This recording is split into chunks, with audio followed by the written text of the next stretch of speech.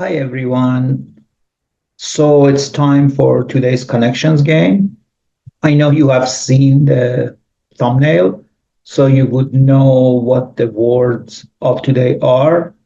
But I'm going to challenge you. I'm going to show you the 16 words. They need to be put in four categories of four words. Pause this video and give it your best shot. Watch till the end of this video. At the end, I will reveal the four groups of four words. So for today's puzzle, let's start with the word dessert. So dessert or desert, they are interesting words because they have almost the same spelling, the same pronunciation, but they have completely different meanings. So desert means to leave, right? So the verb of the word desert means to leave, to desert somebody. I deserted them. You deserted me there in that place without me knowing anybody. What is wrong with you? Deserting somebody. Also in military, it's a term deserter, somebody who deserts or abandons their duty. But then we have the word desert, which is exactly the same spelling and the same word, but it's not desert, it's desert. So the stress is in the first syllable, and that means Sahara, right? That means desert. That means African desert. Desert. So this is very important for maybe some of you who don't have stress of syllables. Stress of syllables is very important in English. So we have, as I said, dessert, which is the second, the stress is on the second syllable, dessert, whereas desert means, that area like Saudi Arabia has a lot of deserts. But desert means to leave, to abandon. And then, of course, we have the word dessert, which is close, but it's spelled with an I. And that is, of course, dessert, like tiramisu is a dessert. So it's an interesting kind of a tricky word. And so, this thing about having a stress in the first and second, it's a common thing in English. We have it in other places, like what is the effect? Effect. So effect, which is like the first, the stress is on the first syllable. Effect. What is the effect of this? Whereas to affect or to affect, right? So that you see again that sort of that idea of the first syllable, second syllable stress. Then the next word is ditch. Now, ditch is one of the words that has different meanings as a verb and as a noun. So to ditch somebody, hey, you ditched me. Like you just left me, abandoned me, deserted me, ditching somebody. I'm going to ditch you. I'm going to ditch this. The company just ditched me, right? They just left me high and dry. That's to ditch somebody. Did you just ditch me? As in, do stand me up? That's to ditch. So maybe I should just ditch them, as in maybe I should just leave them. Maybe I shouldn't, even let them know. I think the term these days is ghosting, ditching, deserting. So you just ditch me, like you left me alone without even a sign, leaving me high and dry. But then the ditch can be a noun, and that's leaving somebody in a ditch, like in a hole in the ground. That's a ditch.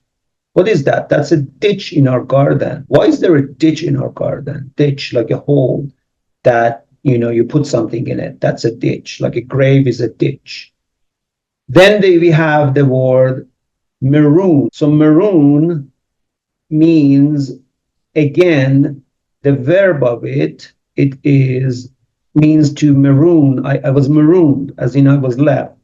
Again, this is a military term. Those soldiers were marooned, as in they were left, they were abandoned, they were ditched, they were deserted. So I'm marooned here, as in I have nowhere to go. I'm kind of left without a way of getting anywhere. I'm marooned. I'm left. I'm stranded. I'm, I'm abandoned. So maroon. But then maroon, not as a verb, but as a noun, it's a color, right? Maroon. What is that color? Oh, that's maroon, which is kind of, I think it's like a dark red, kind of burgundy. It's a maroon color. So that's another one. Then finally, for today, we have the word strand. So strand is another word that has both a noun and a verb. And again, as a verb, is to strand somebody. I'm stranded here. I have no cell phone. I have no access to my friends. There is no Uber. I'm stranded. I'm stranded in this island. I have nowhere to go. I'm stranded. And, English is rich because desert, ditch, maroon, and strand, all of them kind of means left and abandoned. But you don't say usually I'm deserted on. I mean, you can say a deserted island, but you usually say I'm stranded here.